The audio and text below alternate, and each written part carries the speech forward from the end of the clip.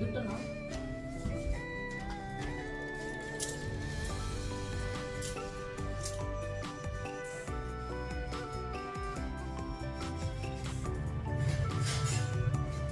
এখন যাবো একটু ফুলতলা, আর বাজে 11:15।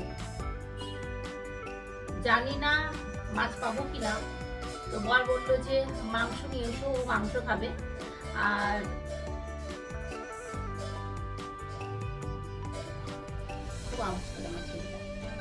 মানে প্রতিটা দিন মাংস খেতে খেতে আর মাংস ভালো লাগছে না। সকালবেলা একটা কাকু আসে মাছ নিয়ে, কিন্তু এই ঘরে যেহেতু ঘুমোই আর ওই রাস্তা দিয়ে যাই, মানে ওই ঘরটার পাশ দিয়ে যাই, তো শুনতে পাই না। আর কাঁচ দিয়ে ঘেরা থাকে, এসি চলে, আওয়াজে শোনাই যায় না। তো মনে হয় সকালবেলা এসেছিল, তো সেই জন্য আর মাছ কিনতে পারিনি। তো এখন যাচ্ছি ফুলতলা। তো চলো এখন গিয়ে একটু মাছ টাছগুলো দেখি, কি মাছ পাওয়া যায় না পাওয়া যায়। আমাদের জন্য একটু মাছ নিব, আর আমার বরের জন্য হচ্ছে একটু মাংস নেব। ও মাছ খাওয়া বারণ আছে, তো ওর জন্য একটু চিকেন নেব।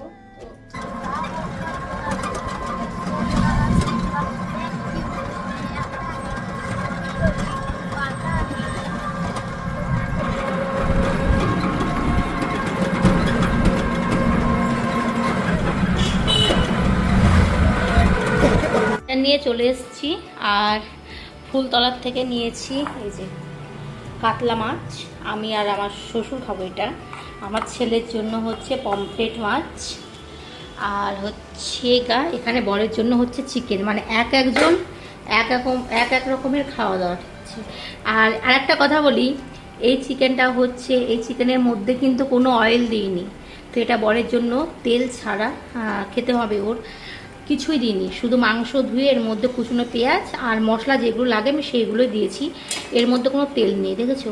আর এমনি মুরগির মাংস থেকে তো অনেকটা জল বের হয়, তো জল বেরোচ্ছে। আর নামানোর টাইমে আমি সামান্য একটু বাটার আর গরম মশলা দিয়ে দেবো। কালকেও বানিয়ে দিয়েছিলাম বরকে। তো এটাই ওর খেতে হবে তেল ছাড়া, কোনো তেল নেই। আমার বর এত অয়েল খেত আর এত রিচ খেত যে মাত্রা পেরিয়ে গেলে যেটা হয়, তো সেটা হয়েছে। দেখো তেল ছাড়া, আর নামানোর টাইমে একটু বাটার দিয়ে দিলাম, ব্যাস। তো সেই জন্য সব কিছু কিন্তু লিমিটের মধ্যে থাকা ভালো। লিমিট ক্রস করে গেলে অনেক বিপদ। তো সব কিছু যদি কন্ট্রোলের মধ্যে থাকে তাহলে ঠিক আছে। আর এ অত্যাধিক খেত রিচ, তো সেই জন্য আজ ওর কপালে এই। মাছের ঝোলের জন্য মাছগুলো এখন ভেজে নিয়েছি, আর ঝোল ফুটলে মাছগুলো ছেড়ে দেবো। রান্না করে তারপরে স্নান করলাম। অন্যান্য দিন কিন্তু আমি স্নান পুজো দিয়ে তারপরে রান্না করি, কিন্তু আজকে এতটাই লেট হয়ে গেছে বাজার করতে গিয়ে যে কিছু, তারপরে ধোয়া কাচা টাচা অনেক ছিল। এখন প্রায় 4টে মতো বাজে, এখনও খাওয়া দাওয়া কিছুই হয়নি। খাওয়া দাওয়া হয়েছে শুধু আমার বরের আর ছেলের, তো আমার খাওয়া হয়নি, শ্বশুরেরও খাওয়া হয়নি।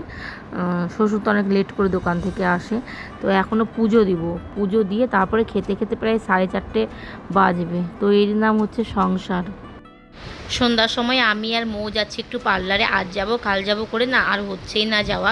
পুজোর 10-12 দিন আগে ফেসিয়াল করলে লোটাসে, তাহলে কিন্তু পুজোর টাইমে সেই গ্লো ভাবটা পাওয়া যায়, কিন্তু অনেকটা লেট হয়ে গেল। আর এই দিকে দেখো পুজো শুরু হয়ে গেল, মানুষের কেনাকাটা, ফেসিয়াল, মানে মুখের কিছুই হয়নি, চলছে কাজ। তো যাই হোক, অনেক ভিড়, এই যে এখন বসে আছি, করব। তো চলো ভিডিওটা